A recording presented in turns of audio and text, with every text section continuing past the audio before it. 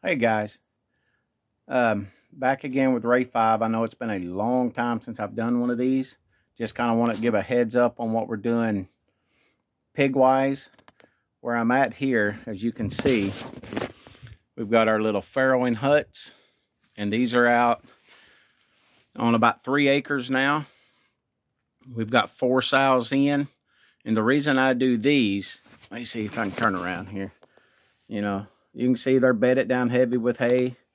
And they're 12 by 6 farrowing huts, about 4.5 foot tall, that we let our pigs completely farrow out on pasture. But what I do, as you can see these here, these are little sawmill panels, just rough cut lumber that I make. You can see all the way around.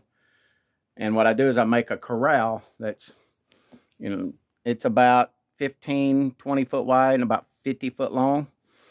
And what we'll do is when we'll put the sow in here to farrow, and we'll leave her in here for about 2 days after she farrows. And the reason we do that, it's not that we want her locked up or we want the pigs locked up.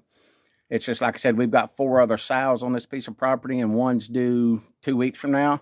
But if she's in here farrowing and another pig comes in here just to kind of lay in, get warm, we have other huts out also, but, pigs are social animals, so one might come in here and try to get in here and snuggle up with her, which means she could get aggravated or get up and step on some of her little pigs. So we like to keep her in here for a couple of days by herself, give her 2 to 3 days, depending on the weather. That way the pigs can get really attached to her, and then they're up moving well enough to where the chances of her stepping on one or another one of the sows getting on one of the little ones is virtually nil, because they can move fast enough and stay out of the way. And that's why we do these. I mean, you can see them back there. And we've got them under a little pine grove here. We've got it open back here now. That way they can kind of come in and out. We set it up about a week before they farrow. That way they get used to coming in here. It's nothing stressful for them. She knows she still comes in here and lays down, makes a bed at night.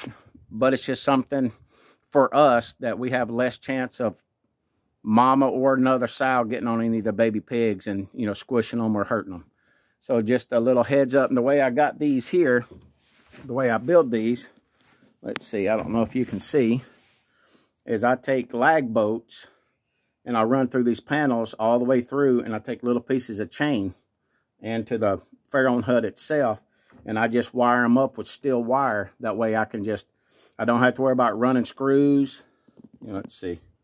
I don't have to worry about running screws in and out of these things or nails. These bolts are in here. They're solid. They're lagged bolt in, and all I've got to do is unwire it here and unwire it down on the bottom, and these get stacked up and ready to use for the next time. It makes them last a lot longer versus running screws in and out all the time I want to put them up, or hammering nails in to block them up. I mean, you can see it's not really made to keep a pig in, because we're not trying to confine her as much as we just want to give her some privacy and less chance of the little pigs getting hurt. So that's why we do those, and kind of give you a look out through there at the way it looks. We got her in the shade on a nice high spot on a hill. And that's a kind of look at what we're going. There's going to be some more videos coming. Give everybody some look at what we're doing on our Pasture pig program. We've got the perimeter fence up around probably 40 acres now. We're cutting our lanes in for cross fence and everything in to where pigs will be moved every 10 days. And we've got enough ground to where pigs will only be on the same piece of ground twice a year. And we're shooting, I think right now, with what we're going to have farrowing plus what we've got on ground, will be probably close to 40 pigs. But we're shooting for 100 pigs at a time, because we've got 3 sows now, and we've got 5 more that farrowed that are 6 months old, that will be breeding probably in another 4 months. And then, we're shooting for 10 pigs. That way we're going to shoot for 100 pig batch twice a year. So 200 pigs a year is what we're shooting for. So if anybody's interested in some good true pasture pork, Tamworth hogs, we're planting in front of the hogs and behind the hogs turnips, ryegrass, kale, some kelp powder will be in. We've got turnips, just good hog forage, winter peas, good forage planted in with the hogs. That way, as they move from one paddock to the other, They've got plenty of forage, plus they're also on full-time feed. You know, we've got a 2-ton feeder that they're on full ration all the time, but plus all the greenery, all the forage they can get a hold of, which makes a phenomenal pig. Half our property, you know, I say pasture pig, half of it's pasture, the other half is forest. We're covered up in red oaks, white oaks, a lot of water oaks. We've got some, a bunch of hickory, a bunch of scaly bark and regular hickory. So, you know, in the fall, they'll have more forage than they can shake a stick at. I've probably got, oh, I don't know, many hundred trees that's going to be dropping mast. So, you know, they've got plenty of forage, plenty of water, fresh water coming out of our 8-acre lake. So, I mean, you know, we're going to have some good, true pasture / forest raised hogs, that Tamworth hogs, that are going to be about as good a pig as you can eat. So just a little heads up on what's coming. You know, we're still a little ways out. Our first batch will go to the slaughterhouse probably in about a month, 2 months. So we will have, you know, bacon, neck bones, chops, hams, all that stuff will be on the website and at the market with us on Saturdays in a couple of months. And that will just kind of be a kickoff to what's in the future for us here.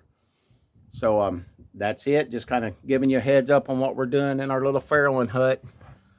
You know, we've got one farrowing. Today is Saturday. We'll put her in. We'll go ahead and shut the gate on her tomorrow. And she's supposed to farrow Tuesday. And she's pretty much clockwork. She farrows when she's supposed to. So just a little heads up. And there's more to come. I'll get out after the rain on Sunday and kind of do a walk around and show you what we've got as far as the pasture goes and where the pigs are going. We've got 15 in a training pen over here now that's probably about an acre. And, you know, they're in a solid fence with electric fence on the inside, really getting them trained to the electric fence so we can turn them out and not have to worry about them going anywhere, keeping them on our paddocks where we want them to go. So I'll get a video of that in a couple of days, and then of the property, and kind of let you know what we've got going. So stay tuned, and if you're looking for good pasture forced pork, we're going to have you covered real soon. See you later.